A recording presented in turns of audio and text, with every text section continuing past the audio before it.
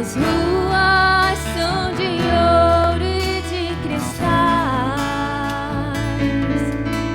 Ali tudo é vida, ali tudo é paz. Morte e choro, nunca mais.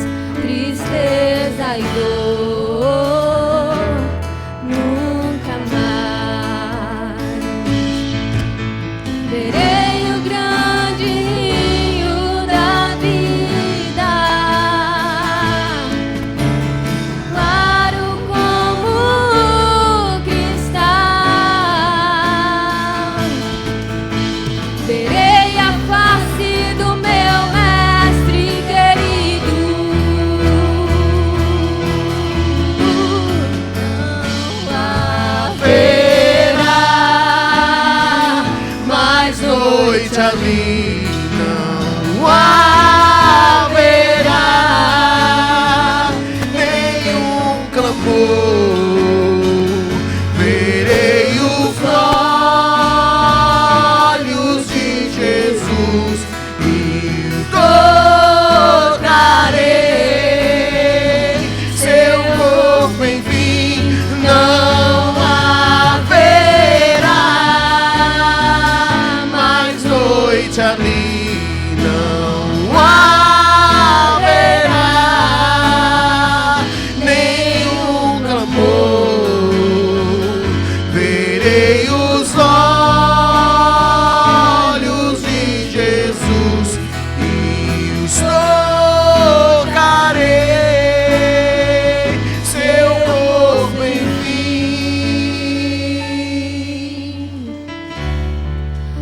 As nações andarão em sua luz e as portas jamais se fecharão. A cidade é de ouro puro, De jaspe é o seu muro, além do rio azul. morte e choro, tristeza e dor, nunca mais, nunca mais. Morte e choro, tristeza e dor, nunca mais, nunca mais. Morte e choro, tristeza e dor, nunca mais, nunca mais haverá mais noite ali. Não haverá nenhum clamor. Verei os olhos de Jesus e os tocarei seu rosto, enfim, não haverá mais noite ali. Não haverá nenhum clamor. Verei os olhos de Jesus e os tocarei seu rosto, enfim.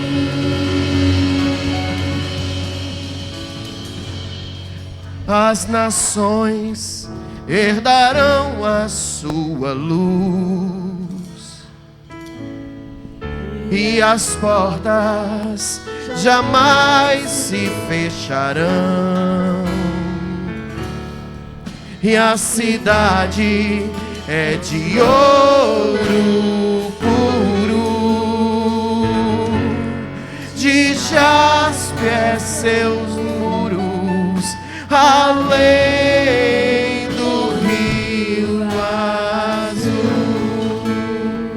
Pai, nós acreditamos em cada uma das palavras que o Senhor fala sobre nós.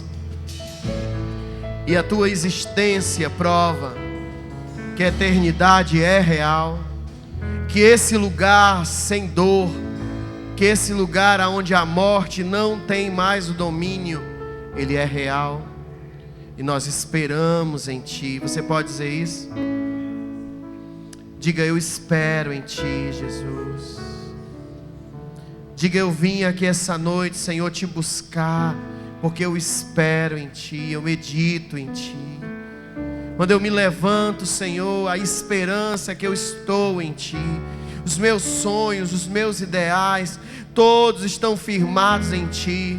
Quando eu olho para as minhas fraquezas e eu olho para Ti, elas desaparecem. Quando eu olho para as minhas necessidades e eu olho para o Teu exemplo, aquilo que eu necessito é nada, porque eu tenho tudo, porque Tu és o meu pastor. E se o Senhor é meu pastor, nada me falta. E eu estou firme em Ti. Senhor, quando os homens enriquecem, quando a vaidade deles é demonstrada, e eu olho para mim como pequeno que sou e pecador que sou, eu digo: não é sobre as coisas que os homens têm, mas é sobre aquilo que o Senhor oferece. E aquilo que o Senhor oferece eu tenho, que é a salvação. Você pode dizer isso, irmã? Você pode dizer isso, irmão? Talvez você tenha tantos sonhos, tantos ideais, você quer atingir tantas metas, circunstâncias, mas a palavra diz que em Cristo eu sou mais do que vencedor. Então eu não sei quais os sentimentos que você tem tido durante esses dias. Talvez sentimentos de frustração, talvez sentimentos de inveja. Você consegue identificar quando a tua fraqueza aparece e você olha algo e você diz assim: poxa, eu estou com um sentimento estranho em mim. Isso pode ser ciúmes, isso pode ser inveja, isso pode ser rancor, isso pode ser insatisfação. E sabe, não é que você é a pior pessoa do mundo, é que você é pessoa. E nós, seres humanos, sentimos essas coisas. E só há um que é santo. Quando aquele jovem rico chegou para o Senhor e disse: Tu és bom, ele disse: por que me chamas de bom? Porque só um é bom, e esse é o Pai que está no céu. E nós estamos aqui, irmãos, em cima dessa terra, e Deus nos ensina é que nós temos que ser mansos e humildes de coração.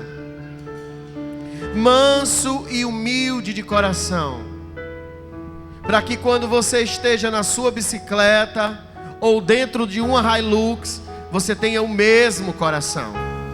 Quando você esteja na casa alugada ou na casa própria, você tenha o mesmo coração. Quando você viaja para o interior ou viaja para Nova York, Paris, você tenha o mesmo coração. Que o dinheiro não te compre, e que as circunstâncias desse mundo não venham a te diminuir, porque não é sobre o que você tem, mas sobre quem você é em Cristo Jesus. E o apóstolo Paulo dizia: eu sei ter todas as coisas. Eu sei ter quando me tem, e eu sei ter quando não tem, quando me falta, porque aquele que me completa já me dá a sensação de ter todas as coisas. Você pode levantar as mãos para o céu se você tem Jesus e dizer: eu tenho todas as coisas em Ti, porque tudo posso e o Senhor me fortalece. Tudo posso e o Senhor me fortalece. Um homem rico, quando se encontra com a morte, ele ainda pode ter tudo, se ele tiver Jesus. Agora, se ele não tiver Jesus, ele perde tudo ali, porque as verdadeiras riquezas estão no céu. As verdadeiras riquezas são aquilo que permanece dentro de nós e constrói em nós caráter. Você sabe o que é isso?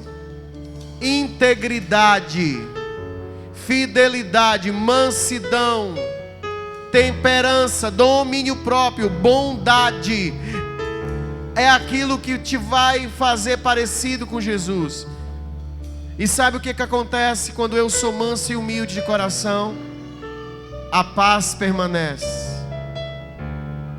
Quando Jesus estava na circunstância de prisão, o governador olha para ele e diz assim: você não vê que eu posso te liberar? Ele olha para aquele homem e diz assim: nada do que você tenha, nada do que você tem, não foi te dado sem a permissão do meu Pai. Então é a eternidade olhando para a mortalidade e dizendo como você é tolo, porque acha que é alguma coisa hoje. A vida passa, irmão, para todos. E no dia que a conta chegar, cabe a nós entender essa canção que foi cantada, que para nós que cremos no Senhor não haverá mais essas necessidades, e o Senhor estará conosco de dia e de noite. Você pode dizer isso? O Senhor ficará comigo para sempre, em nome de Jesus. Amém e amém. Dê uma salva de palmas bem forte a Jesus. Glória a Deus. Pode sentar no seu lugar. Deus é bom, amém? Aleluia. Glória a Deus.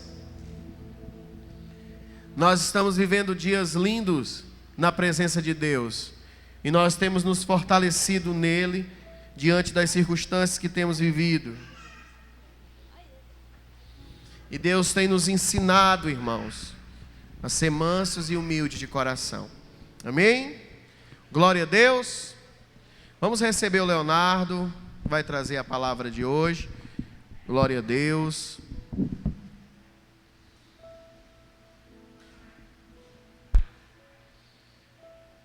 Sábado nós teremos verbalizando aqui na igreja, tá bom? Estão todos convidados. Sábado verbalizando será aqui, será um verbalizando íntimo, e na verdade é uma reunião que eu vou fazer com vocês todos, e está lá programado, e eu quero que vocês estejam aqui com a gente sábado. Vamos ter um momento formidável.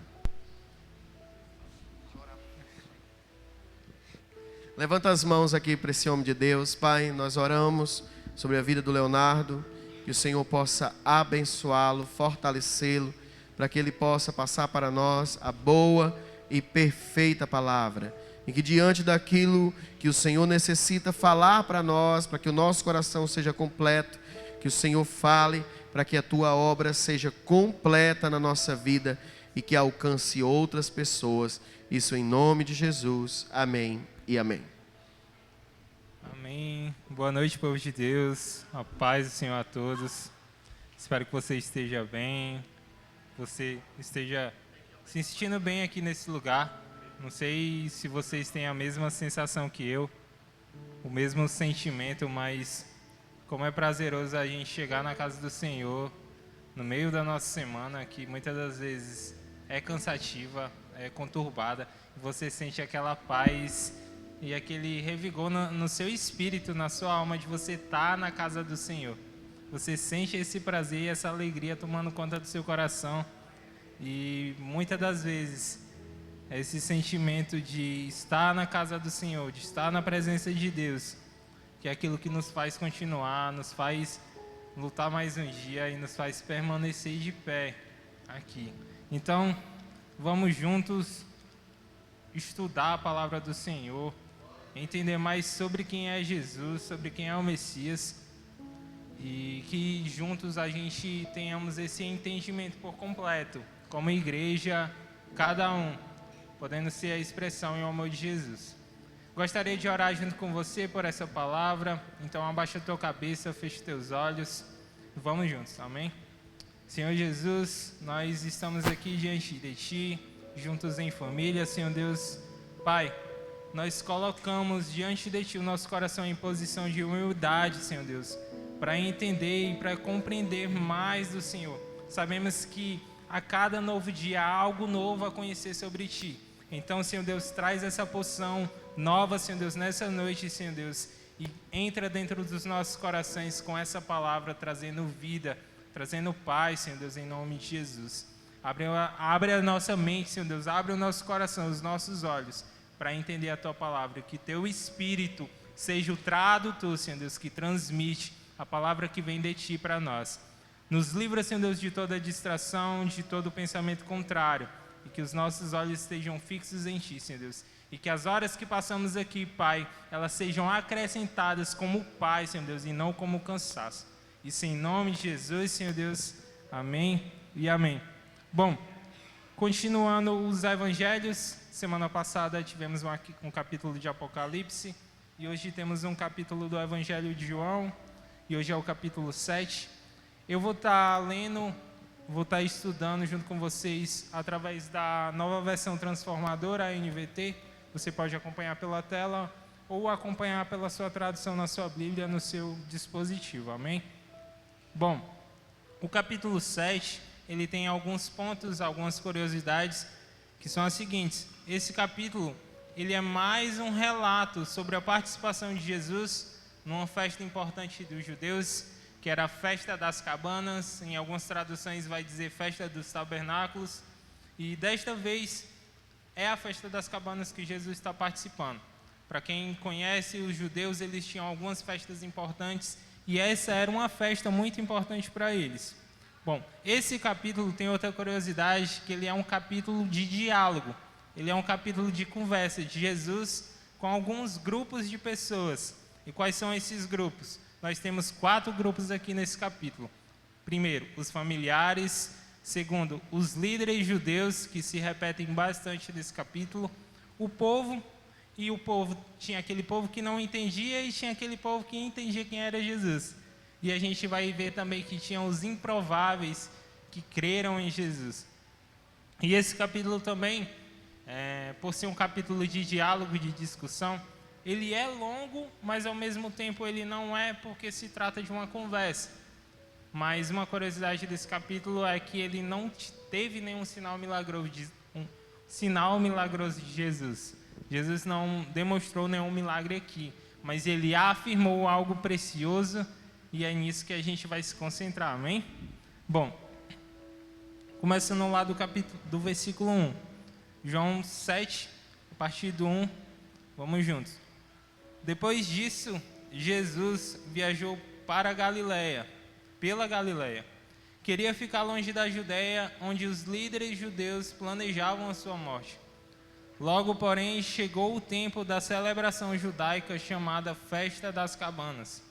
E os irmãos de Jesus lhe disseram: saia daqui e vá à Judeia, onde os seus seguidores poderão ver os milagres que você realiza. Você não se tornará famoso escondendo-se dessa forma. Se você pode fazer coisas tão maravilhosas, mostre-se ao mundo, pois nem mesmo os irmãos de Jesus criam nele. A festa das cabanas, ela era uma celebração anual da colheita de outono, que acontecia na época do outono. Ela ocorria 6 meses depois da época de outono e durava uns 7 dias. Durante essa festa, durante essa época, o povo habitava em cabanas para relembrar as tendas usadas por Israel nos 40 anos que passou no deserto. Só para você entender um pouco mais do que era a festa das cabanas. E esse capítulo, a gente começa com a parte que, para mim, foi uma das que mais me pegaram. Os irmãos de Jesus. Os irmãos de Jesus, a gente vê aqui que até eles foram incrédulos diante de Jesus, diante de Cristo. Eles conheceram Jesus, conheceram quem Ele era, mas para eles, Jesus ele estava só querendo ser famoso, Jesus ele estava só querendo ser alguém acima deles. Essa afirmação deles, na forma como você vai ler, vai entender que eles estavam falando de uma forma cínica, meio que debochando de Jesus, porque vai dizer, nem mesmo os irmãos de Jesus criam nele. Como vai dizer lá no versículo 4, você não se tornará famoso se escondendo dessa forma. Se você pode fazer coisas tão maravilhosas como você diz, mostre-se ao mundo, pois nem mesmo seus irmãos criam nele. É chocante você pensar que Jesus conviveu com eles desde pequeno, cresceu na adolescência deles, demonstrando claramente que ele estava crescendo no caminho do Senhor e que ele não era somente mais alguém, ele era alguém diferente, alguém com um propósito, alguém que veio dos céus para salvar o mundo. E assim era Jesus, mas a mente dos irmãos deles estava tão fechada, a mente deles estava tão encoberta, os olhos deles estavam tão encobertos que eles não conseguiam enxergar, que eles não conseguiam ver. Será que nós, ao passarmos para os nossos familiares, passarmos para os nossos irmãos a palavra, passarmos sobre quem é Jesus, eles também não têm enxergado dessa forma? Será que os olhos deles estão tão ocultos e eles têm debochado da nossa fé, debochado de quem a gente tem crido? Muitas das vezes as pessoas elas podem achar isso da nossa vida. A gente vive no caminho do Senhor, a gente está com Deus e a gente passa por problemas, por situações e as pessoas vão pensar: teu Deus não faz tão grandes coisas, por que Ele não pode fazer agora? Esse parecia ser o mesmo pensamento dos irmãos de Jesus. Tu não pode fazer tantos milagres, tu não quer ser famoso, por que tu está se escondendo agora? Mas Jesus está mostrando claramente para eles que ainda não era chegada a sua hora, não era de qualquer forma que ele tinha que agir, não era do jeito que o mundo age que ele tinha que agir. Ele tinha que seguir o plano de Deus e se mostrar na hora certa. No versículo 6, vai dizer o seguinte: Jesus respondeu: agora não é o momento certo de eu ir, mas vocês podem ir a qualquer hora. O mundo não pode odiá-los, mas a mim ele odeia, pois eu os acuso de fazer o mal. Vão vocês, eu ainda não irei à festa, pois meu tempo ainda não chegou. Tendo dito isso, permaneceu na Galileia. Se a gente for relembrar, lá no capítulo 6, quando Jesus estava conversando ali com o povo, falando porque o povo foi só atrás dele porque queria mais pão, Jesus fala da palavra, Jesus fala abertamente sobre a palavra, e as pessoas se escandalizam, porque ela só queria algo material, ela só queria ter aquela sensação de comer o pão de novo, a fome saciada naquele momento, mas elas não queriam mudar, elas não queriam aceitar que o pão que Jesus tinha para elas não era somente o pão físico, era um pão espiritual. E quando Jesus fala da verdade, quando Jesus transmite quem Ele é, as pessoas o rejeitam. Por quê? Porque elas preferem continuar no pecado, elas preferem fazer o que é mal e dizem: não, Jesus, eu não quero isso aí não, eu só quero aquela coisa rápida, só quero aquilo que vai preencher o meu coração naquele momento. Será que nós não temos sido assim na nossa vida? Quantas das vezes nós não agimos assim dessa forma? Não, Senhor, eu vou ler aqui a Tua palavra só nesse momento, só para não dizer que eu não fiz o meu devocional. Não, Senhor Deus, vai ser só esse pecado aqui, é bem rapidinho, já já eu peço perdão a Ti, eu começo de novo. Não, Senhor, isso aqui não tem nada a ver. Quantas das vezes nós vamos olhar para Jesus, olhar para a palavra dEle, olhar para a sua revelação e preferir a escuridão? Quando Ele nos disser que as nossas obras são más, será que você está preparado para aceitar a palavra de Jesus na tua vida? Será que você está preparado para mudar ou você está preparado só para abraçar a escuridão de novo? Jesus diz que as pessoas o odiavam porque o que Ele falava, elas se sentiam incomodadas porque elas preferiam continuar no pecado, preferiam amar esse mundo do que escolher a Ele. E quantas vezes nós não estamos cegos, as pessoas não estão cegas por isso, porque as pessoas preferem o mundo e preferem tacar a pedra em Jesus a amar Ele. E Jesus vai dizer: vão vocês, eu ainda não irei a essa festa, pois meu tempo ainda não chegou. Tendo dito isso, ele permaneceu na Galileia.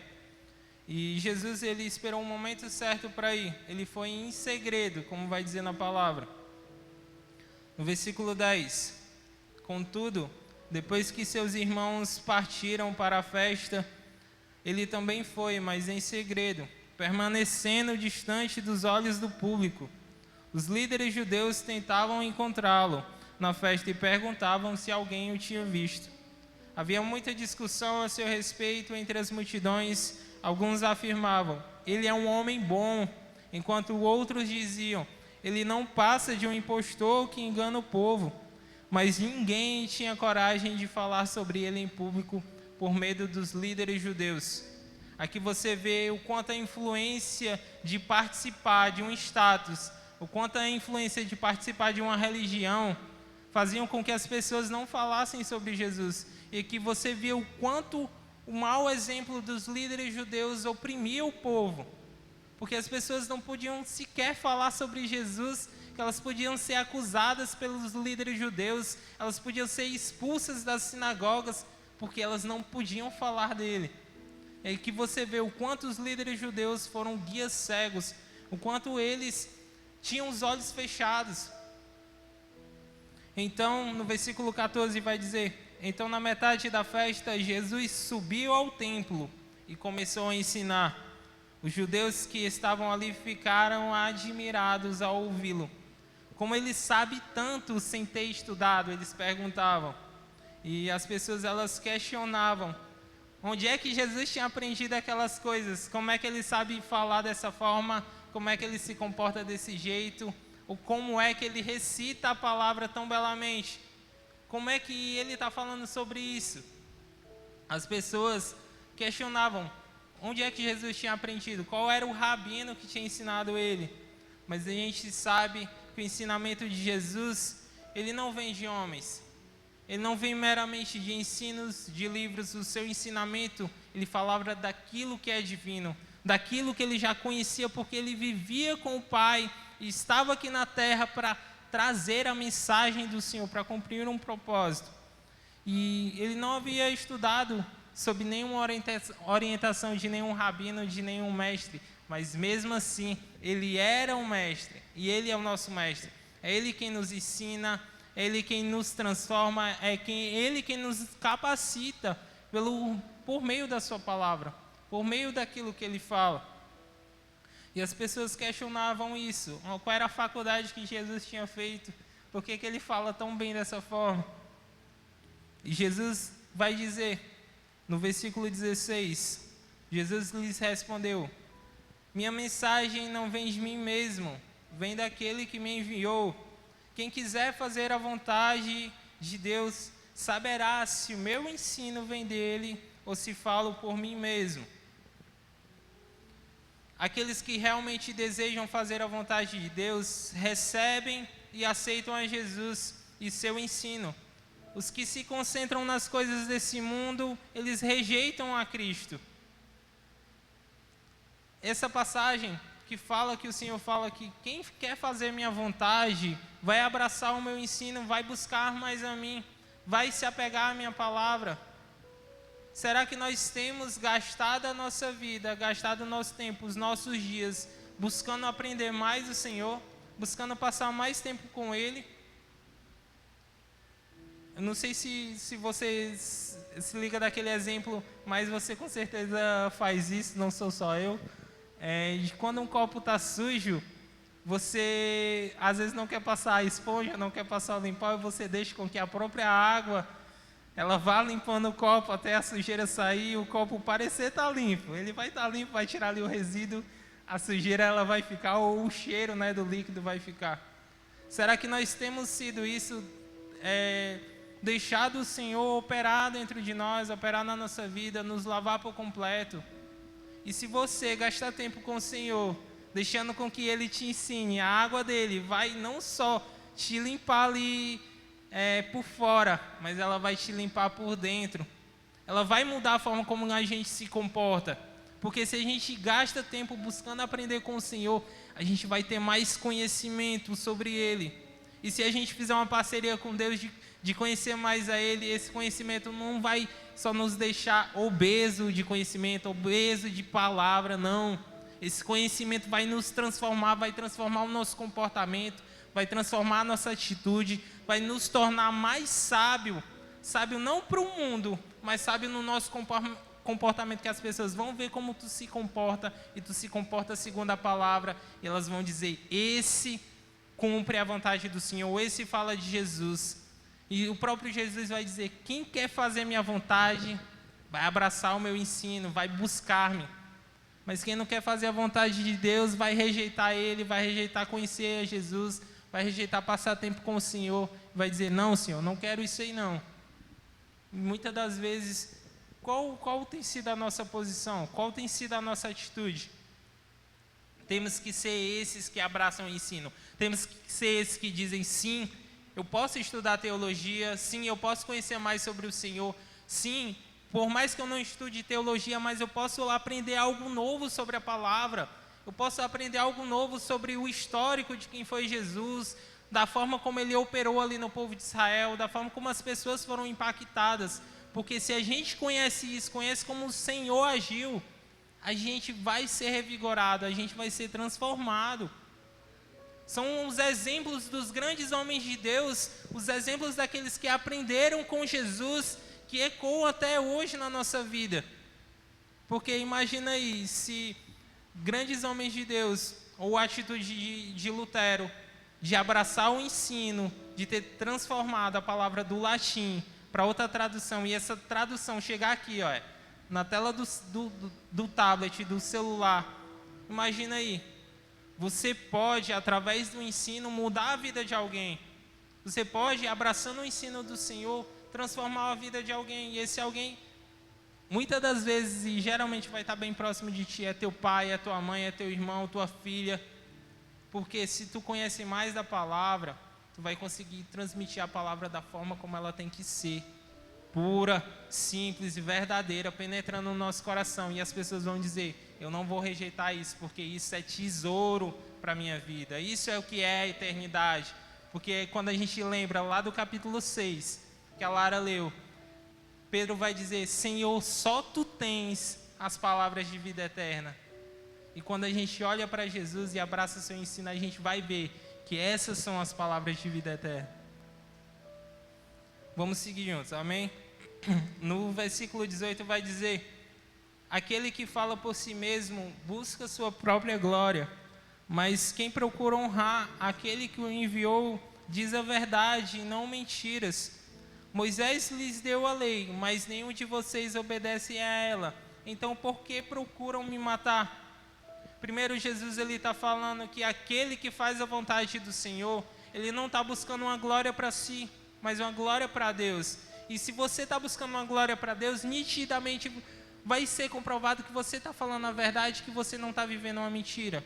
Porque se você vive uma mentira, naturalmente você vai querer que a glória seja sua, que o espelho esteja apontado para você e não para o Senhor. Mas nós não temos que ser assim. Ao falar de Jesus, ao falar para as pessoas, nós temos que sempre colocar o nosso coração em posição de humildade e dizer, Pai, a glória é Tua. Se eu estou aqui pregando, a glória é Tua, Senhor Deus, não é eu, mas é Tu.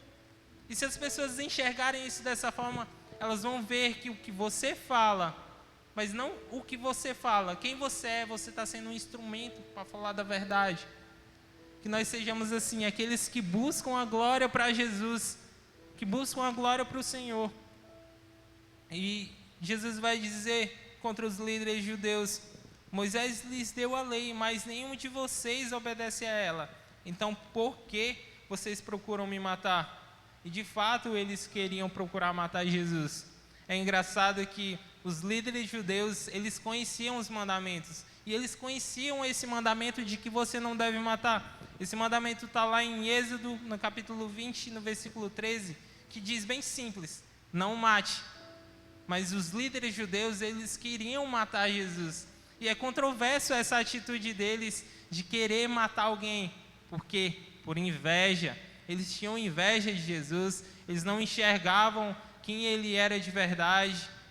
E eles queriam transgredir a lei que eles tanto diziam que estavam cumprindo. E eles queriam matar a Cristo. E o próprio Jesus vai confrontar eles sobre isso. E a multidão respondeu no versículo 20, você está possuído por demônio? Quem procura matá-lo? Jesus respondeu, eu fiz um milagre no sábado e vocês ficaram admirados. No entanto, vocês também trabalham no sábado, quando obedecem à lei da circuncisão que Moisés lhes deu. Embora, na verdade, a circuncisão tenha começado com os patriarcas muito antes da lei de Moisés. Pois se o tempo certo de circuncidar seu filho cai no sábado, vocês realizam a cerimônia, a fim de não quebrar a lei de Moisés. Então, por que ficam indignados comigo pelo fato de eu curar um homem no sábado? Não julguem de acordo com as aparências, mas julguem de maneira justa. A lei que exigia que a circuncisão fosse realizada no 8º dia de vida, a gente pode entender mais sobre isso lá em Levítico, no capítulo 12, no versículo 13, e ela permitia que um menino ele fosse circuncidado mesmo que esse dia caísse no sábado, porque para os judeus o sábado era um dia de descanso, um dia sagrado. Jesus, ele argumentou como um rabino que, usando o método do menor para o maior, ele fez da circuncisão um precedente para a cura. Ele fez desse motivo do que os judeus eles diziam que podia sim circuncidar o menino no sábado. Então Jesus disse: eu também posso sim curar no sábado, por que não? E os judeus, a gente vai ver que não é só nesse capítulo, mas é em tantas passagens. Os judeus, os líderes judeus confrontavam Jesus porque ele estava fazendo aquilo no sábado. Jesus estava dizendo a ele que não, você não tem que desobedecer a lei, mas a lei ela tem que ser cumprida da forma certa, porque senão a atitude dele estava sendo hipócrita. E Jesus usa esse exemplo da circuncisão para colocar no mesmo patamar. Se ele pode ser circuncidado, eu também posso curar. E é impressionante ver como era a autoridade de Jesus contra aqueles líderes judeus, porque eles só estavam tornando as pessoas cheias de algo, cheias de um conhecimento, cheias de uma postura egoísta, cheias de uma postura vã, uma postura que não retratava quem era Deus, mas uma postura que engessava as pessoas, uma postura que matava as pessoas. E os próprios líderes judeus queriam fazer isso com Jesus, queriam matar eles. Mas Jesus está dizendo, se há transformação num dia, também há cura nesse mesmo dia. E era esse o papel de Jesus. Ele não queria acabar com a lei, mas ele queria transformar a lei para ser uma forma justa. Por isso ele vai dizer, não julguem de acordo com as aparências, mas julguem de maneira justa. Que a atitude deles tinham que ser justas, e assim tem que ser também a nossa atitude. O Senhor pede para que nós cumpramos os mandamentos, para que nós o obedeçamos, para que nós andemos em santidade de forma justa.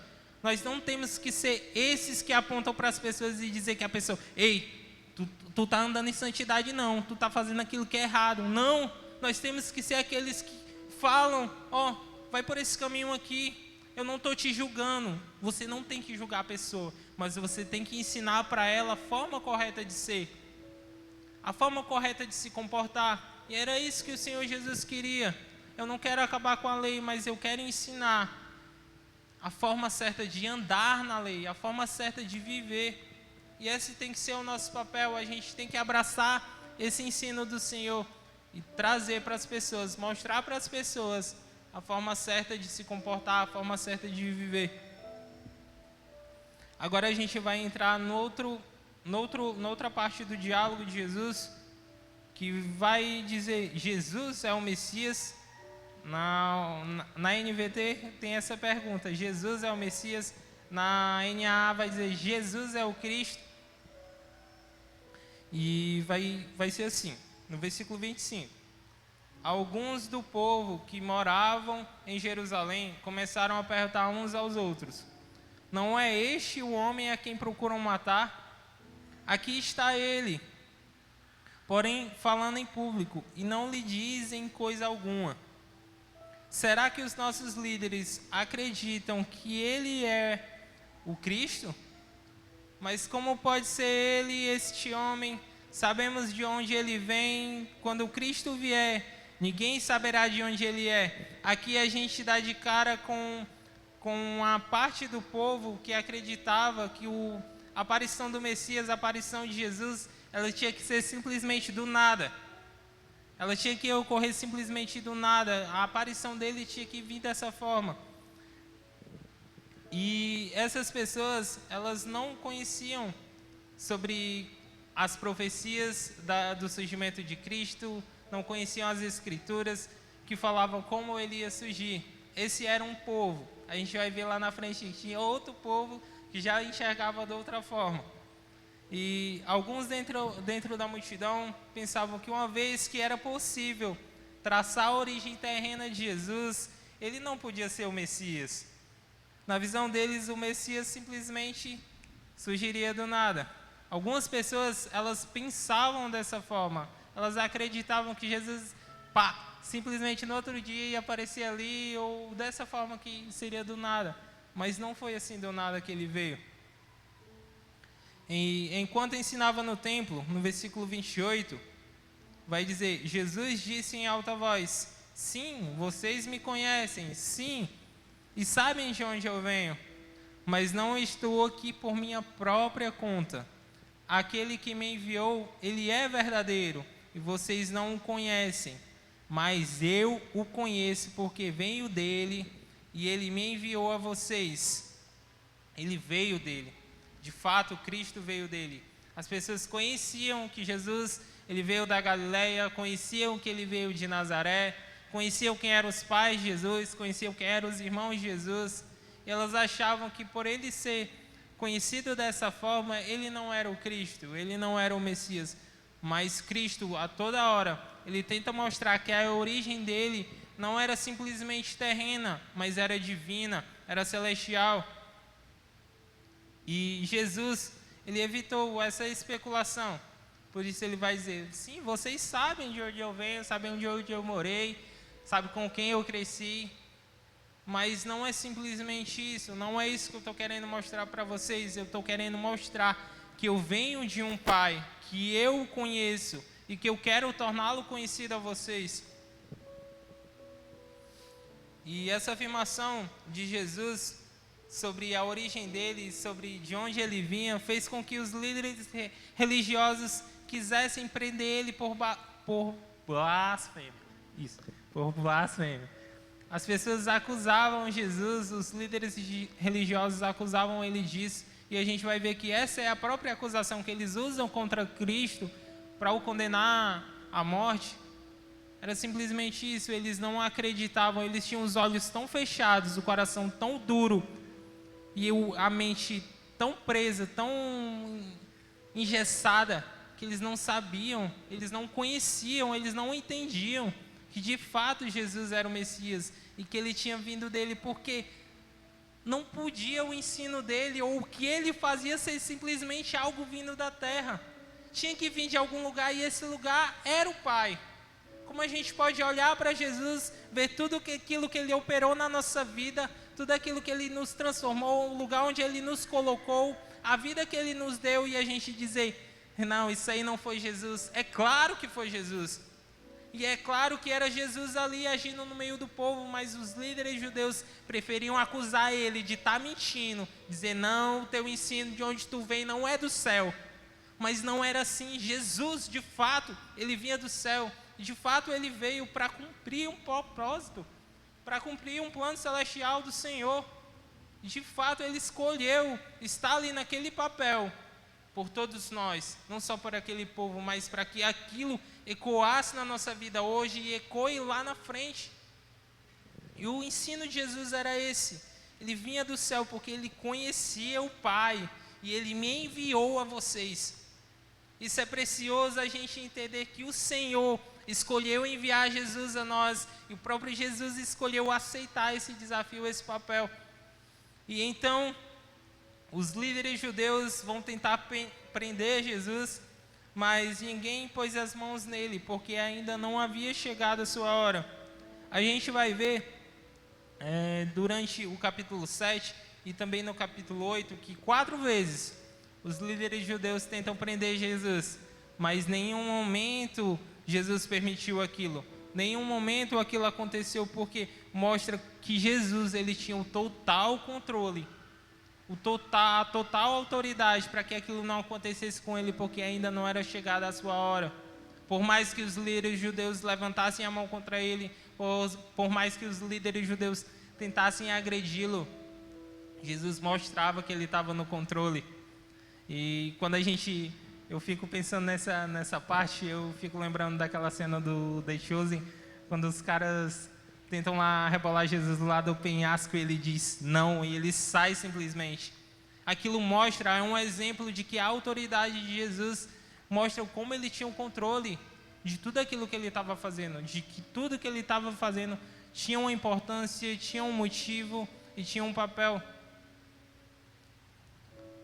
E no versículo 31 vai dizer assim: muitos entre as multidões no templo creram nele e diziam, afinal, alguém espera que o Cristo faça mais sinais do que este homem tem feito?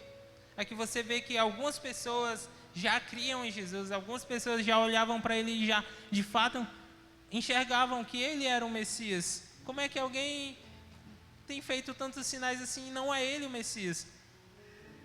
E no versículo 32 vai começar uma passagem bem importante. Vai dizer, quando os fariseus ouviram que as multidões sussurravam essas coisas, eles e os principais sacerdotes enviaram guardas do templo para prendê-lo. Jesus, porém, lhes disse, estarei com vocês só um pouco mais, então voltarei para aquele que me enviou. Vocês procurarão por mim, mas não me encontrarão, e não poderão ir para onde eu vou. Os judeus se perguntavam, para onde ele pretende ir? Será que planeja partir e ir aos judeus em outras terras? Talvez até ensine aos gregos. O que ele quer dizer quando fala, vocês procurarão por mim, mas não me encontrarão, e não poderão ir para onde eu vou? Jesus, ele anunciou que retornaria para aquele que o tinha enviado, ou seja, seu Pai no céu. Os fariseus, contudo, eles não entenderam e pensaram que ele estava deixando a Judéia para viver entre os gentios, a quem a gente bem sabe que os fariseus, na verdade, jamais visitariam os gentios. E não poderão ir para onde eu vou. As pessoas, elas tinham uma compreensão equivocada sobre quem era o Cristo, sobre o seu papel, e elas não entenderam corretamente. O mundo, a gente bem sabe que o mundo ainda vive assim. O mundo é assim. As pessoas, elas não compreendem quem é Jesus, elas não compreendem o seu papel, elas não compreendem quando a gente fala dele. Elas não compreendem porque a gente rejeita, muitas das vezes, a gente fala, não, eu não vou por esse caminho, não, eu não vou ter essa atitude errada, vou fazer aquilo que é certo perante o meu Deus. As pessoas, elas ainda hoje não compreendem porque a gente se comporta de uma forma diferente delas, porque os cristãos se comportam de outra maneira e a gente é taxado como doido, a gente é taxado como engessado, como careta, como rígido, como aqueles que são os santarrões. As pessoas, elas não compreendem, porque o coração delas, as mentes delas, os olhos delas estão fechados para isso. E cabe a nós mostrar para as pessoas que a realidade da vida com Deus não é essa que elas imaginam que a gente vive. Imaginam que a nossa vida é chata por a gente seguir a Jesus, mas a nossa vida não é chata por seguir a Jesus. A nossa vida é maravilhosa porque a gente tem a Ele, porque nesse mundo é que a vida é chata. Mas a vida com Jesus, ela é maravilhosa. E a gente tem que passar para as pessoas isso. Passar para elas que a forma como elas olham para nós, ela está errada. Mas muitas das vezes as pessoas não estão olhando para nós. Elas estão olhando para outras pessoas que se dizem ser cristãs, mas estão passando um papel errado. Estão passando uma imagem errada de quem é Jesus. Aqui você vê como a missão que a gente tem aqui nessa igreja, como a nossa missão que a gente recebeu e tantas outras igrejas ao longo desses últimos anos que a gente viveu receberam, é importante. É importante que a gente fale de Jesus da maneira certa, que a gente mostre que Jesus é isso aqui, é a palavra. Jesus não é um ensinamento de homens, Jesus não é uma placa de uma igreja. Jesus, ele é a igreja, ele é a cabeça da igreja.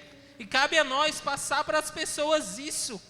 Porque as pessoas estão deixando de seguir a Jesus, elas estão abraçando outros meios, outros caminhos para preencher a sua vida, para colocar uma divindade na sua vida que não é Jesus, porque elas estão olhando para os crentes e os crentes estão agindo de forma errada.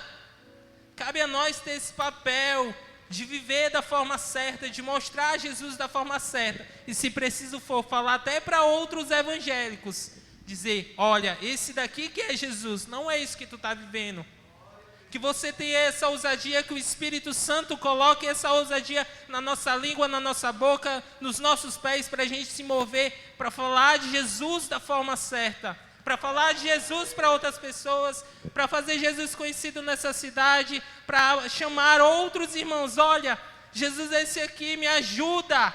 Eu não quero competir com você, não é uma competição, eu quero a tua ajuda para mostrar para as pessoas quem de fato é Jesus.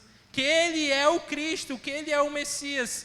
E nessa pergunta aqui, que iniciou essa passagem, quem é o Messias? A gente mostre realmente quem é o Messias.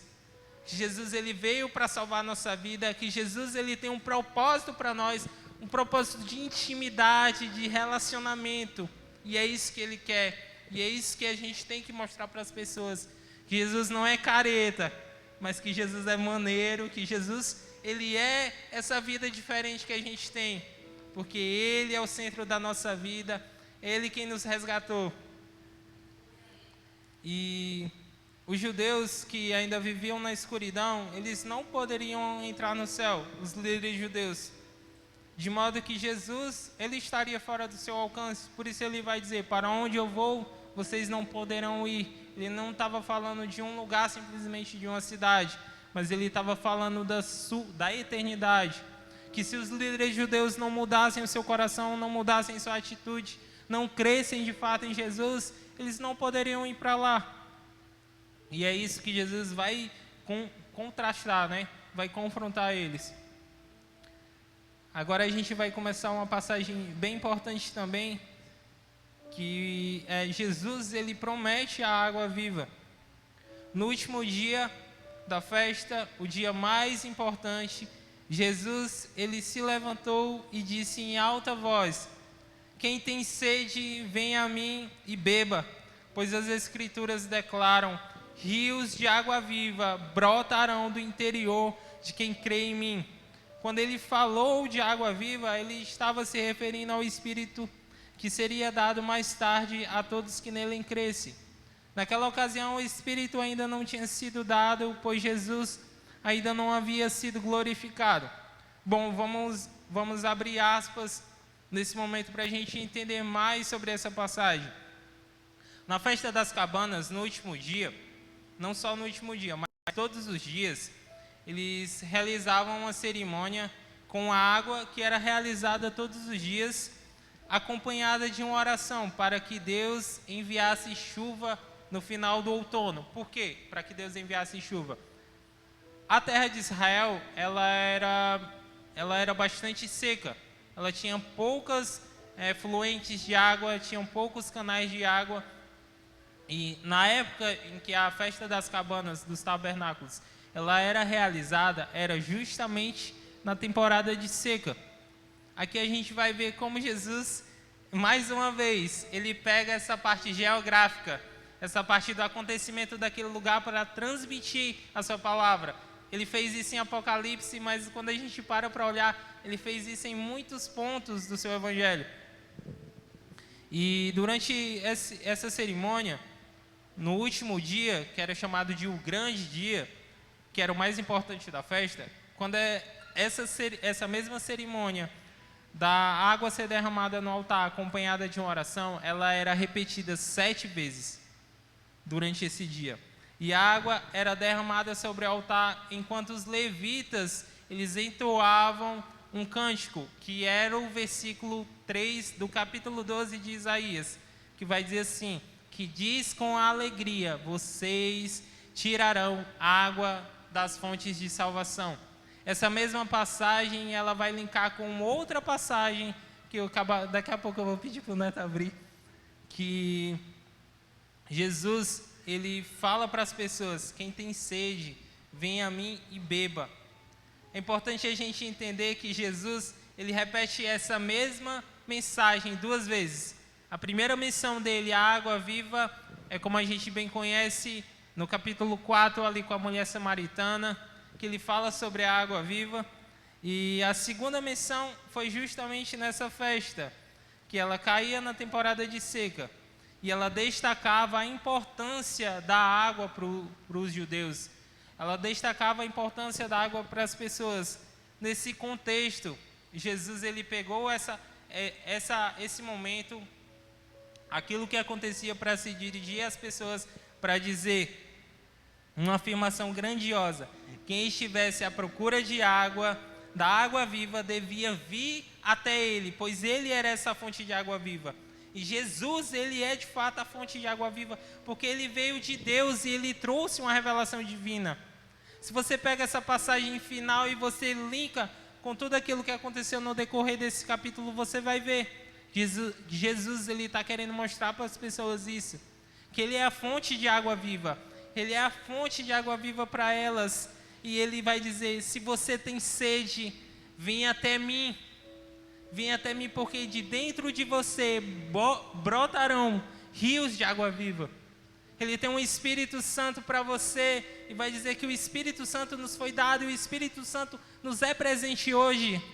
Ele nos é um tesouro, ele nos é algo valioso, porque ele é nosso amigo. E a gente tem acesso direto a ele. E a gente sabe que se a gente olhar para Jesus e buscar ele, a gente vai ver o Espírito Santo agindo de dentro de nós. E você vai entender: brotarão rios de água viva de dentro de você. Cara, é precioso você pensar que, Senhor, eu te buscando cada dia mais, eu olhando para ti. Senhor Deus, a sujeira que há dentro de mim, ela vai ser expulsada para fora. Porque a água está brotando de dentro de mim, a água que vem do teu Espírito. Então, por isso é muito importante que a gente olhe para Jesus, que a gente diga: tu és a fonte de água viva, tu és aquele que nos encontrou, Senhor. Então, dá-nos de beber dessa água, que a gente tenha essa sede dentro do nosso coração, que o nosso coração seja despertado para buscar mais o Senhor, e para a gente ser saciado nele até transbordar de dentro de nós. Porque as pessoas, elas precisam sentir que tem algo transbordando de dentro de você. As pessoas têm que conhecer quem é o Jesus que opera na tua vida. E você vê como é precioso, cara. Jesus, ele fala com a mulher samaritana e ele pega essa mesma passagem, ele traz aqui nesse contexto que as pessoas estavam ali realizando uma cerimônia. E ele vai dizer: olha para mim, eu sou essa fonte de água viva. Lá no meio de Israel, era raro o povo encontrar fontes de água. As águas que eles encontravam eram águas mortas, águas que não serviam para beber e para nutrir eles. E toda vida que se achava uma fonte de água pura, essa era de fato uma água viva. E a passagem que eu gostaria que o Neto abrisse, está lá em Zacarias, Neto, no capítulo 14, no versículo 8, que vai dizer: naquele dia fluirão de Jerusalém águas que dão vida. Metade das águas correrá para o Mar Morto e metade para o Mediterrâneo. E fluirão continuamente, tanto no verão como no inverno. Essa passagem, esse capítulo 14 de Zacarias, ele é um capítulo que fala de uma forma escatológica sobre a volta de Jesus, sobre como vai ser o retorno dele. E ele diz que quando ele vier, águas vivas jorrarão. E Jesus, ele está falando nesse mesmo lugar aqui, nesse capítulo. Ele está falando aquilo que ele fez naquele lugar, aquilo que ele está fazendo naquele momento, é aquilo que ele faz hoje, é aquilo que ele fará futuramente. Quando ele vier, águas de vida, águas vivas brotarão. E elas jorrarão para transformar o mundo. E o mundo, ele precisa ser transformado por essa água. Ele precisa ser transformado por Jesus. Tu pode voltar lá para o versículo 40 do capítulo 7, Neto? Então, para a gente se dirigir para o final desse capítulo, no versículo 40 vai dizer, ele começa falando que havia divisão e descrença. Esse era o tema dessa parte. Quando as multidões o ouviram dizer isso, alguns declararam: certamente este homem é o profeta por quem esperávamos. Outros afirmaram: ele é o Cristo, e ainda outros disseram: não é possível o Cristo virá da Galileia. E aqui a gente encontra outra face do povo, aqueles que de fato criam, mas eles ficavam em dúvida porque eles viam que Jesus estava vindo da Galileia, mas ali era porque eles não conheciam que de fato Jesus ele veio de Belém, ele nasceu em Belém, como as profecias sobre ele falavam, que ele veio de Belém, mas por ele ter crescido na Galileia, eles achavam que a origem de Cristo era essa, que a origem de Jesus era somente da Galileia, mas não. Jesus, ele de fato cumpriu as promessas sobre ele e ele nasceu em Belém. E a gente vai ver no versículo 42, as Escrituras afirmam claramente que o Cristo nascerá da linhagem real de Davi em Belém, o povoado onde o rei Davi nasceu. Assim, a multidão estava dividida a respeito de Jesus. Alguns queriam que ele fosse preso, mas ninguém pôs as mãos nele. Como a gente bem sabe, Jesus tinha o controle total da situação. No versículo 45, aqui a gente vai ver que a história ela vai terminar com líderes judeus frustrados e o povo dividido acerca de Jesus. Quando os guardas do templo voltaram, sem ter prendido Jesus, aqui eu quero que você se atente para essa parte. Os principais sacerdotes e fariseus perguntaram: por que vocês não o trouxeram? E os guardas vão dizer: nunca ouvimos alguém falar como ele. Eles responderam aos líderes judeus.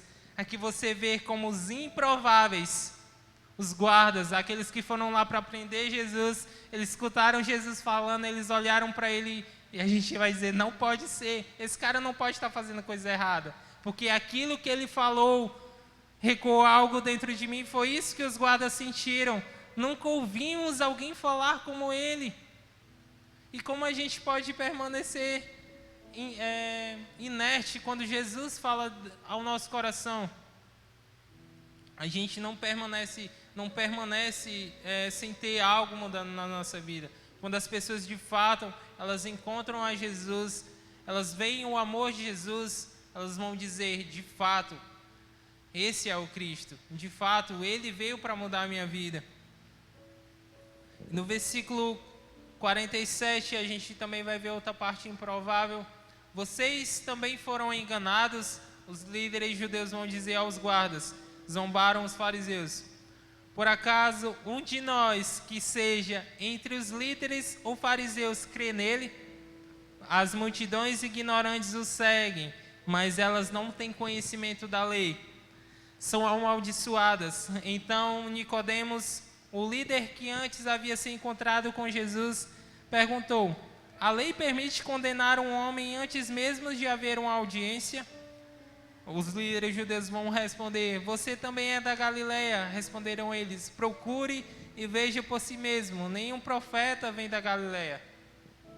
Aqui a gente vê que Nicodemos, ele contraria essa fala dos líderes judeus, que vão dizer: algum líder judeu, algum fariseu creu nele. E aqui a gente mostra que de fato Nicodemos, ele olhou para Jesus e ele creu nele. Aquilo não foi suficiente. A gente bem sabe que Nicodemos, ele poderia ter uma atitude diferente da que ele teve. Ele poderia de fato ter seguido a Cristo, poderia de fato ter escolhido seguir o Senhor como mestre, ser discípulo dele. Mas mesmo ele não tendo ido, aquilo ainda continuava ecoando no coração de Nicodemos, mostrando que ele estava seguindo o caminho da fé, mostrando que de fato Jesus era o Messias. E contrasta com o que os líderes fariseus diziam: algum de nós vai crer nele? E eles vão dizer: só esse povo que não conhece a lei é que vai segui-lo. Não é para ser assim.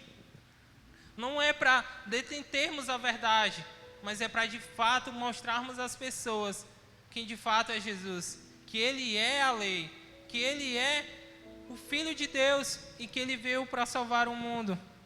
E se a gente de fato olhar para Jesus, abraçar o seu ensino, seguir a Ele, a gente vai ver que o poder de Jesus pode transformar vidas. E eu gostaria que você ficasse de pé, você desse uma palmas ao Senhor por essa palavra, e que a gente junto, a gente possa olhar para Jesus, a gente possa abraçar o Senhor e dizer: Pai, eu quero encontrar esse rio de vida, eu quero encontrar a Ti, eu quero fazer com que as pessoas conheçam o Senhor, que as pessoas se nutram dessa água que transforma o nosso coração, dessa água que transforma a nossa vida. Pai, que nós possamos ser esses que de fato seguem a Ti, esses que olham para o Senhor e que não vão rejeitar, não vão escolher abraçar o mal, mas que vão escolher seguir a Cristo.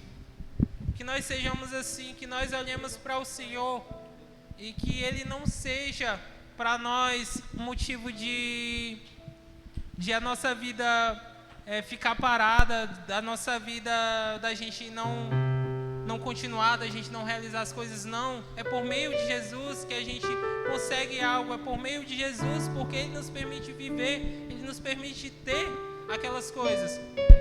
Jesus, Ele é de fato essa água que a gente precisa se nutrir. Não é desse mundo que a gente tem que se nutrir, não é a partir desse mundo que a gente tem que viver. A gente tem que viver a partir de Cristo, abraçando a Sua palavra, abraçando quem Ele é, conhecendo o Senhor. Então que você junto comigo, que todos nós como igreja, possamos colocar o nosso coração em humildade, colocar o nosso coração disposto, compromissado a isso, de Senhor, eu quero Te conhecer para Te fazer conhecido. Senhor, eu não quero que a glória seja minha, mas que a glória seja Tua. Então, Pai, nos usa como instrumento. Senhor, nos coloca em situações para falarmos de Ti. Nos coloca em situações para sermos esses que espelham a Ti, Senhor. Para esses que transbordam a água de vida, Pai. Senhor Deus, faz jorrar de dentro de nós, Senhor Deus. Essa água, Senhor Deus, faz jorrar de dentro de nós, Pai. Vida, Senhor. Que o Senhor nos mudando, o Senhor nos transformando, Pai, não é somente para nós termos a nossa vida transformada, mas é para que as pessoas ao nosso redor, Pai, elas sejam impactadas, elas sejam tocadas por Ti, Senhor. Senhor Deus, tira as escamas dos nossos olhos, Pai, para que nós não sejamos como aqueles que não Te conhecem, Senhor Deus, mas que nós sejamos aqueles que olham para Ti, que olham para o Teu ensino e dizem: esse ensino vem do Senhor, essa palavra vem de Ti, Pai. Que os nossos olhos não estejam escuros, Senhor Deus, por causa desse mundo, mas que os nossos olhos olhem para Ti, que os nossos olhos vejam a luz e que o nosso coração seja impactado, Senhor Deus, por Ti, Pai. Nos faz, Senhor Deus, ser esses, Senhor Deus, que vão falar do Senhor. Nos faz ser esses, Pai, que vão levar Jesus para as nossas famílias, para os nossos trabalhos, para as nossas casas, para os nossos amigos, Senhor Deus. Nos torna, Pai, um instrumento nas Tuas mãos e faz de nós, Senhor Deus, um motivo de alegria para Ti, Senhor. Oh, Senhor Deus, direciona o nosso coração para isso, Pai, e que esse mundo, Senhor Deus, perca o total sentido, que a água morta desse mundo perca o total sentido, quando a Tua água tocar os nossos lábios, tocar o nosso coração. Haja vida, Senhor Deus, haja vida no meio de nós, haja vida onde nós formos andar, Senhor Deus. Que o Senhor Deus opere no meio de nós e que o Seu nome, Senhor Deus, seja conhecido, Senhor Deus, nos 4 cantos dessa cidade, em toda a terra, Senhor Deus, até que Tu venha, Senhor Deus. Que Tu nos aches, Senhor Deus, Pai, olhando para Ti, que Tu nos aches, Senhor Deus, abraçando o Senhor. Pai, tira toda escama dos nossos olhos, tira toda pedra do nosso coração e torna o nosso coração vivo pelo poder da água que vem de Ti, Jesus. Nós queremos a Ti, Senhor Deus, desperta essa sede, desperta essa fome em nós, Pai, e que nós nós não venhamos sossegar, Senhor Deus, enquanto não tivermos mais de Ti na nossa vida, enquanto não lemos a Tua palavra, enquanto não falarmos contigo no nosso dia, Senhor. Desperta o nosso coração e transforma os nossos hábitos, hein, Pai, em hábitos que alegram a Ti, em uma vida que honra a Ti, Senhor. Em nome de Jesus, Pai, nos faz assim, Deus, e que o Teu nome, Senhor Deus, seja ecoado, seja conhecido, Senhor Deus, em nome de Jesus, Pai. Faz assim na nossa vida, Senhor Deus, em nome de Jesus.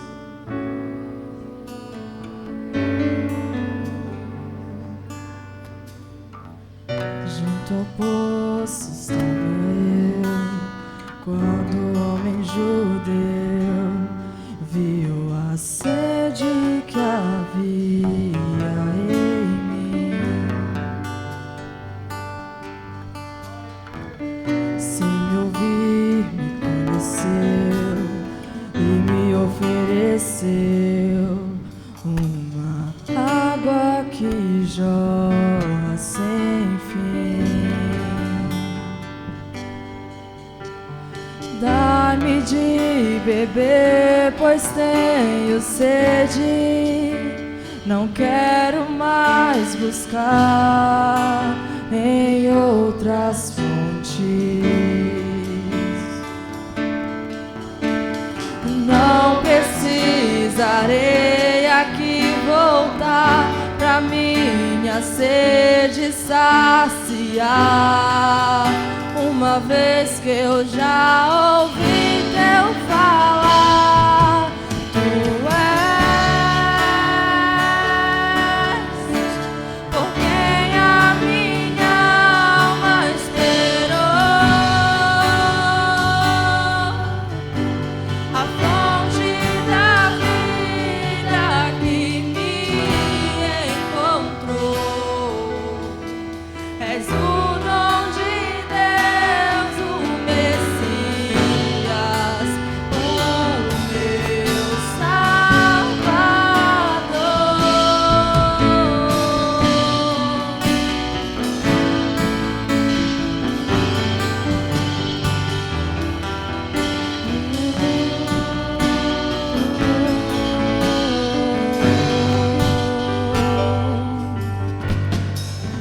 Junto ao poço estava eu, quando o homem judeu viu a sede que havia em mim. Sem me ouvir, me conheceu e me ofereceu uma água que jorra sem fim. Dá-me de beber, pois tenho sede. Não quero mais buscar em outras fontes. Não precisarei aqui voltar pra minha sede saciar, uma vez que eu já ouvi Teu falar. Tu és por quem a minha alma esperou, a fonte da vida que me encontrou. És o dom de Deus, o Messias, o meu Salvador. Tu és por quem a minha alma esperou,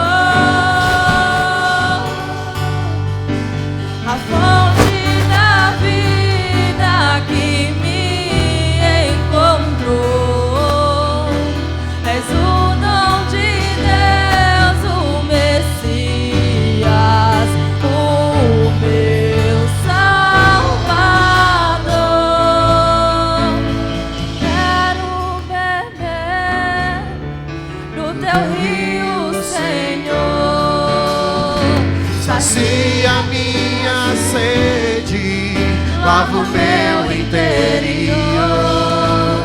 Eu quero fluir em tuas águas,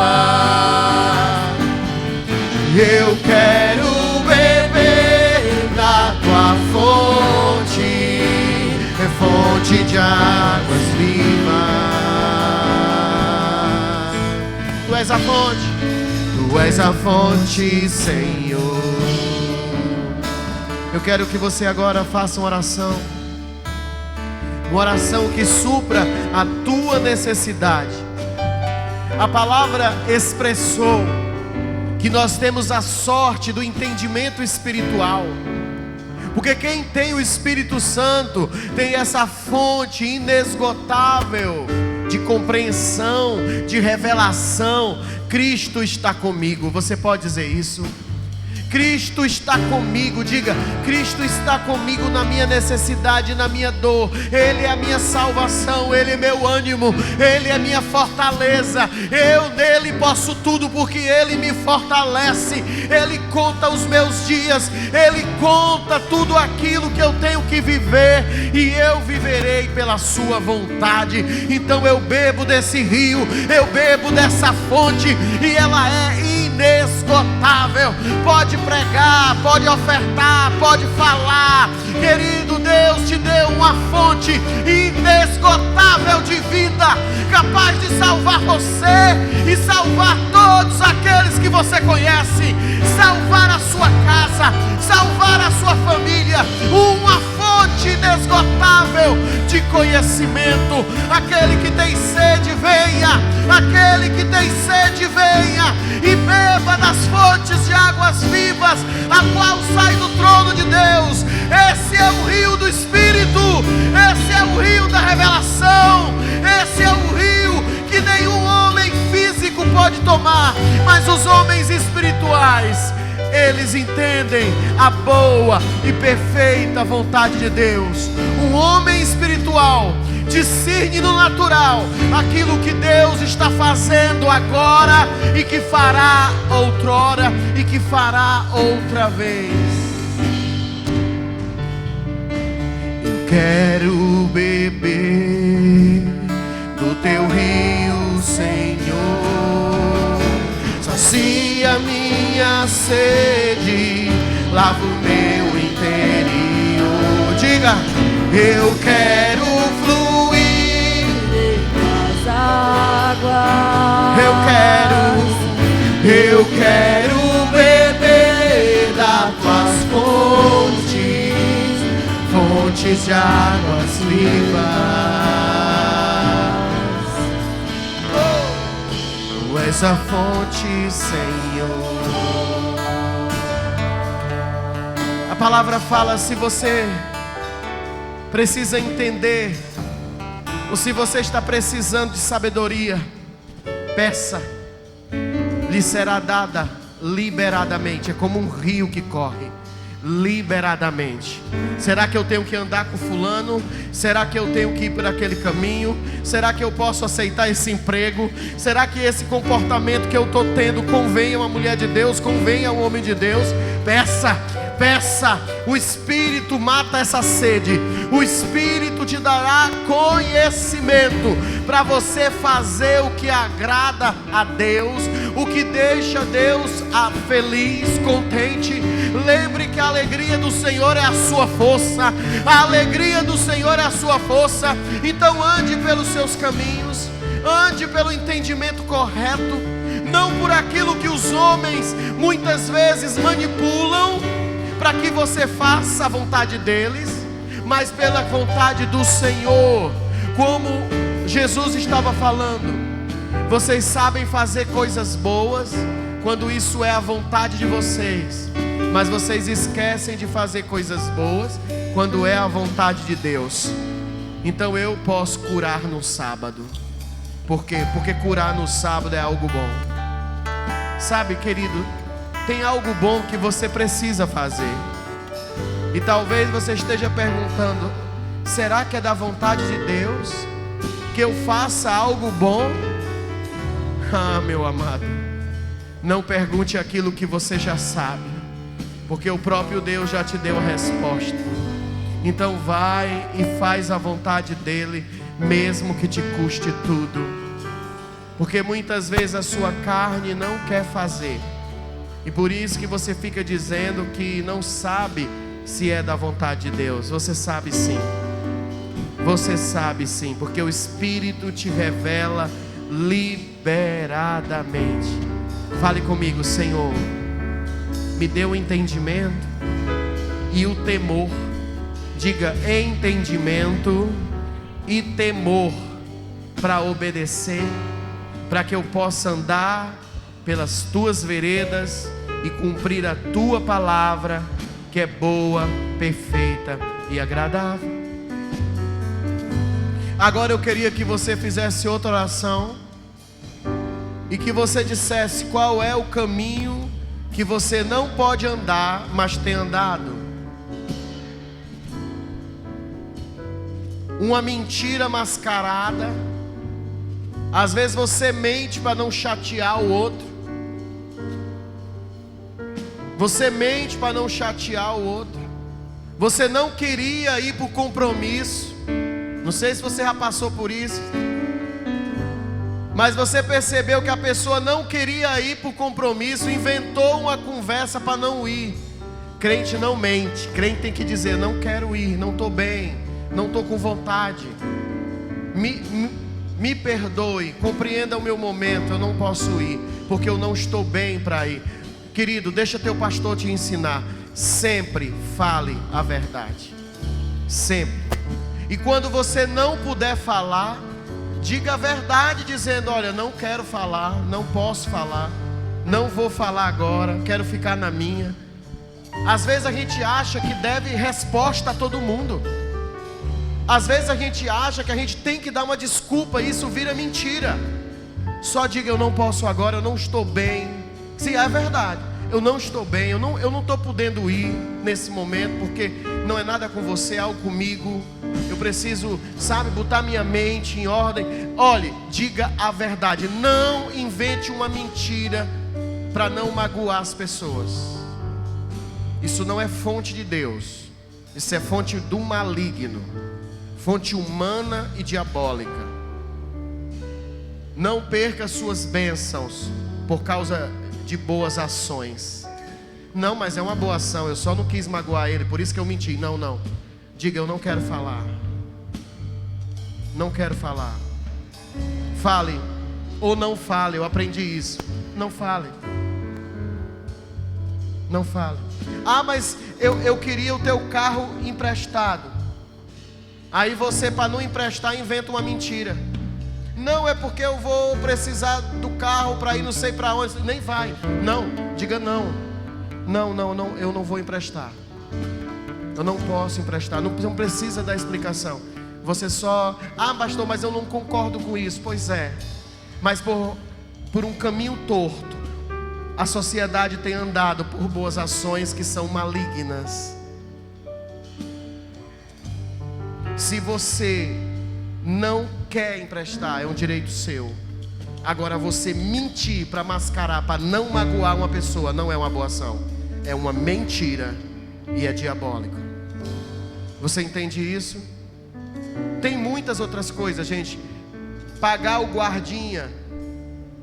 Eu vi uma frase de alguém que falou, chegando, não lembro quem foi, mas alguém... Não, foi a Patrícia que ouviu alguém na rua que foi multado, e de repente ouviu um guardinha dizendo o seguinte: dá esse dinheiro para nós, que é melhor do que você pegar uma multa. Eu pago a multa, porque eu sou crente. Não dou dinheiro para golpista, porque eu não sou golpista. Agora eu queria que você pedisse perdão por boas mentiras que você tem contado. Peça perdão por boas desculpas. Você mentiu para não brigar com a esposa. Começa a andar direito para não precisar mentir para a esposa. Começa a conversar com ela, a ter um diálogo verdadeiro com ele, para que você não precise mentir e condenar-se ao inferno com boas razões. Porque aquele que bebe da fonte do Espírito sabe o que convém e o que não convém. E não é um pastor, não é alguém que precisa saber disso, é você, sou eu, dentro de mim. Eu não posso perder as minhas bênçãos, porque eu não vou pelas mentiras, as boas mentiras, as boas razões, as boas desculpas. Não, eu sou crente, eu tenho um princípio, e o meu princípio é espiritual. Você consegue discernir o que eu estou falando? Aquele que tiver ouvidos para ouvir, ouça. Aquele que tiver ouvidos para ouvir, ouça. Se você não entendeu, isso é com você e Deus. Porque eu tenho aprendido o seguinte, sabe, Mateus? Não sou eu que te escolhe, é Deus que te escolhe. E se eu te escolher e Deus não te escolher, não adianta. Você entende isso? Que bom que haja uma concordância. Eu te escolho e Deus, porque Deus te escolheu. E eu sinto o espiritual em você e você sente em mim, a gente anda junto. Agora não adianta você escolher alguém se Deus não escolheu. Então só prega a palavra. Às vezes você vai pregar e Deus vai dizer, eu não quero essa pessoa. Vocês conseguem entender isso? Por mais que para nós seja terrível isso, Marisa, você pode pregar para alguém, chorar por alguém, e Deus simplesmente dizer, eu não quero ela. Porque o coração dela é sujo, é podre, é maquiavélico. Porque o que você não conhece, Deus conhece. E às vezes as pobrezinhas não são tão pobrezinhas assim. Existe uma semente maligna que Deus diz não. E eu choro, Deus, por favor, salva ela. E Deus diz, não quero ela. Eu quero aquela que está lá brigando, resmungando, falando, batendo. Mas por quê? Porque você vê a aparência, eu vejo o coração. Aquela mulher, se tiver uma oportunidade, ela se converte e vai ser uma serva minha. Agora essa daqui, ainda que você venda tudo que tem e dê a ela, ela ainda continua sendo alguém maquiavélica. Deus sabe o que a gente não sabe. Deus vê o que a gente não vê. Levante sua mão e diga, Senhor, me revela. Fala, fonte de água viva. Diga, fonte de água viva. Para que eu não ande pelos caminhos tortos, para que eu não fale dos caminhos certos como se fossem caminhos errados, ou que eu fale de caminhos errados como se fossem certos, mas que eu tenha o discernimento espiritual do bom comportamento de Cristo. Você pode agora convidar alguém para orar. Vamos orar 2 a 2. Convide alguém para orar agora. Eu escolho Cristo todo dia. Já morri pra minha vida, agora eu vivo a vida de Deus. Mas eu escolho Deus. Eu escolho ser amigo de Deus. Eu escolho Cristo todo dia. Já morri pra minha vida, agora eu vivo a vida de Deus. Aleluia! Senhor, eu nasci pra te chamar de amor. Declare vida. Eu nasci pra te chamar de Pai. Vida, Senhor. Cantar do seu lado. Senhor, desde o ventre da minha mãe, eu sou povo exclusivo seu. Eu sou abençoado, se vivo obediente.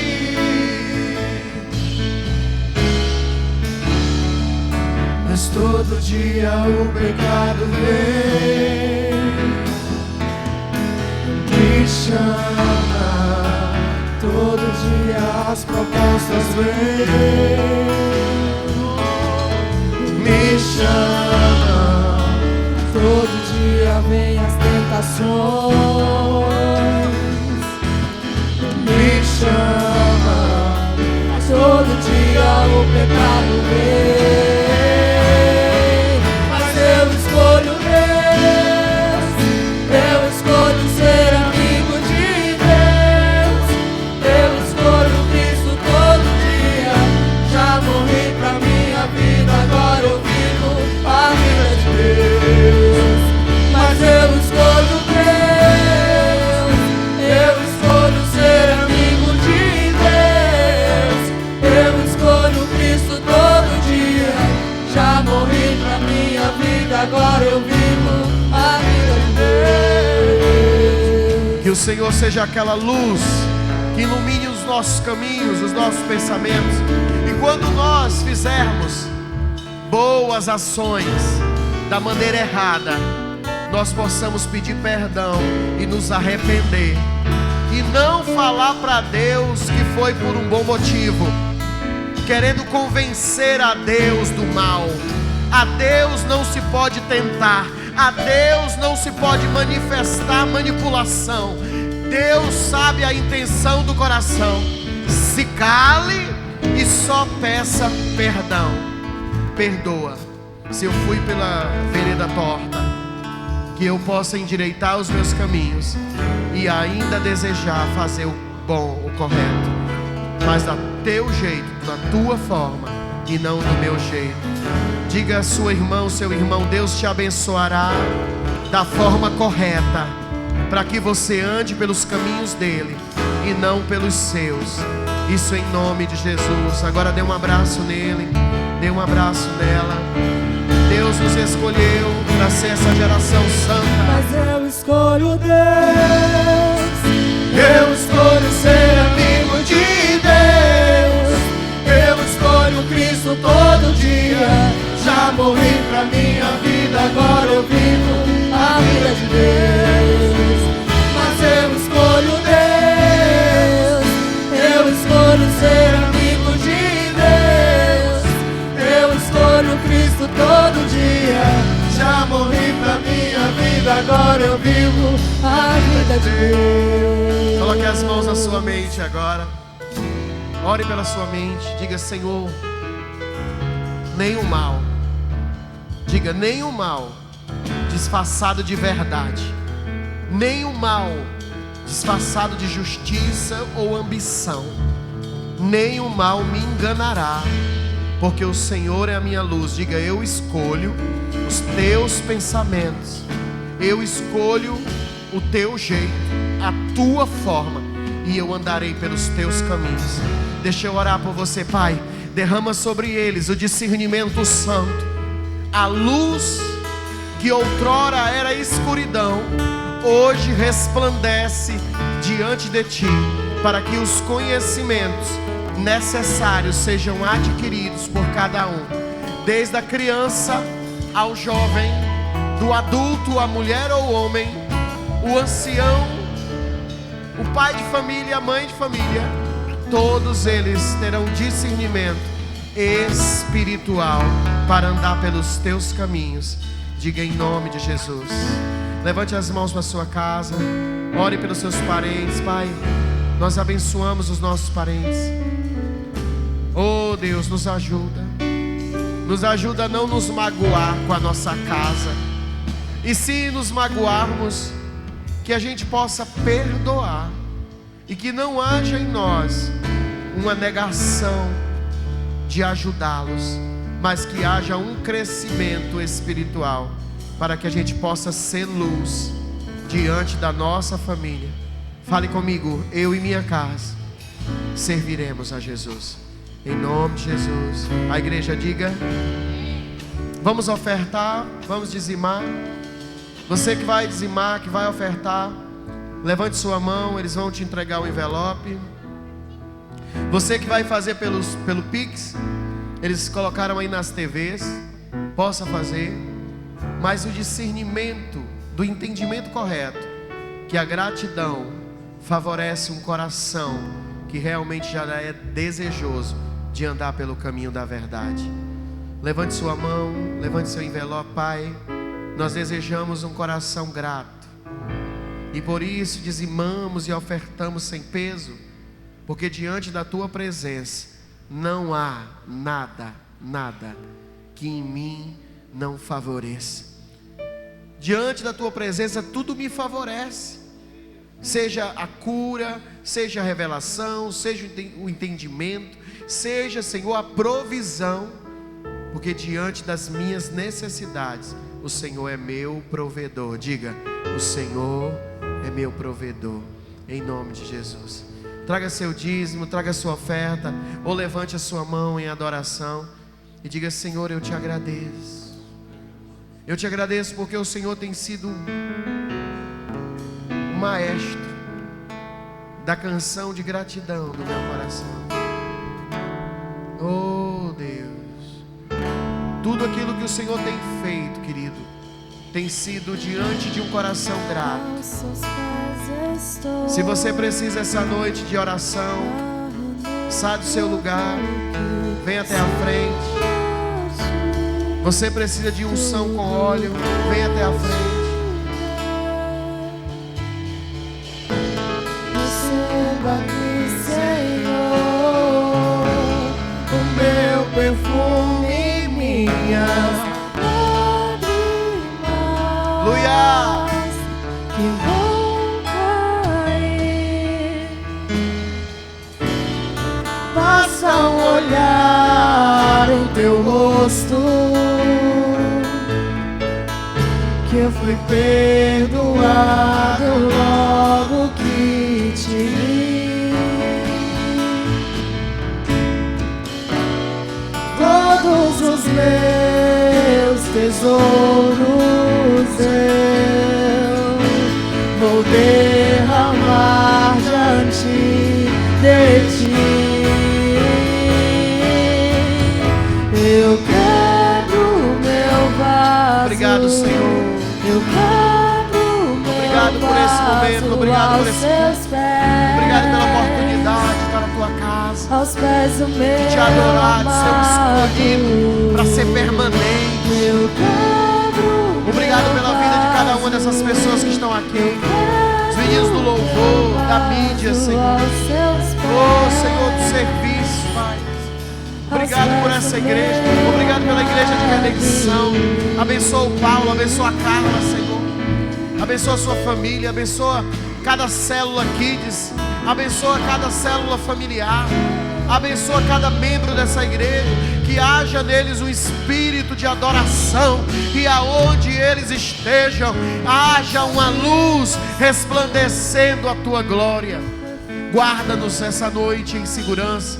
Leva-nos para que a gente possa ter um sono tranquilo. Como o salmista falava, em paz me deito e em paz me levantarei, porque o Senhor é o que me guarda. Nos protege, nos livra das doenças terríveis.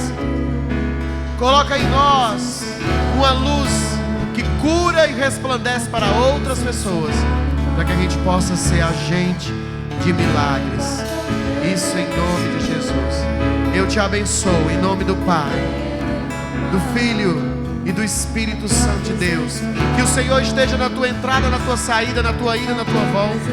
Que Ele esteja nos teus caminhos e te dê a paz. Dê uma salva de palmas bem forte a Jesus.